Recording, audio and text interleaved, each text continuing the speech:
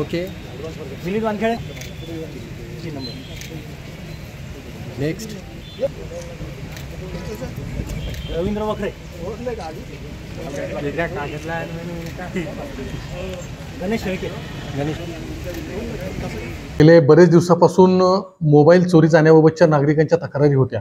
यामध्ये भरवस्तीतून किंवा बाजाराच्या दिवशी मोबाईल जाण्याचं प्रमाण जास्त होतं आणि अशा वारंवार तक्रारी येत असल्याने त्याची गांभीर्याने दखल घेऊन या ठिकाणी माननीय पोलीस अधीक्षक श्री कडासनी सर यांच्या मार्गदर्शनाखाली स्थानिक गुन्हे शाखेने यासाठी एक टीम तयार केली। यामध्ये स्थानिक गुन्हे शाखेचे पोलीस निरीक्षक श्री लांडे साहेब, त्याचबरोबर त्यांचे तांत्रिक विश्लेषण करणारी सर्व टीम यांनी अत्यंत महत्त्वाचं काम केलं। यांनी सर्व सायबर टेक्नॉलॉजीची मदत घेऊन तसेच तांत्रिक मदत घेऊन तांत्रिक विश्लेषण करून सर्व गहाळ झालेले जे मोबाईल आहेत यांच्याबाबतची माहिती प्राप्त केली आणि अशा प्रकारे माहिती प्राप्त करून सातत्यानं काम करून या टीमने 73 गहाळ मोबाईल शोधून काढले आणि ते आज आम्ही जप्त केलेले आहेत। यामध्ये सदर सर्व गहाळ झालेले मोबाईल हे नागरिकांचे असून त्यांना आज परत देण्याच्या दृष्टिकोनातून आज या ठिकाणी आम्ही प्रेस घेतलेली आहे किंवा तशी तयारी केलेली आहे। खरं तर पोलिसांवरील नागरिकांचा विश्वास तेव्हाच वाढतो की जेव्हा त्यांचे काही मालमत्ता चोरीस गेली असेल तर त्यांना मिळते किंवा त्याबद्दल त्यांना सुरक्षितता वाटते।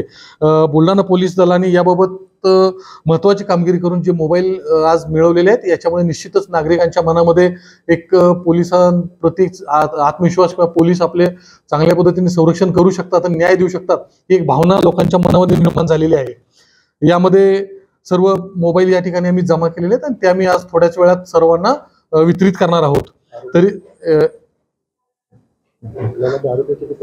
मिसिंग मोबाईल यामध्ये हे मिसिंग मोबाईल हरवलेले मोबाईल आहेत, याच्याबद्दल ही वर्कआउट सुरू आहे। ते आरोपी तात्काळ मिळेल तसे आम्ही ताब्यात घेऊ।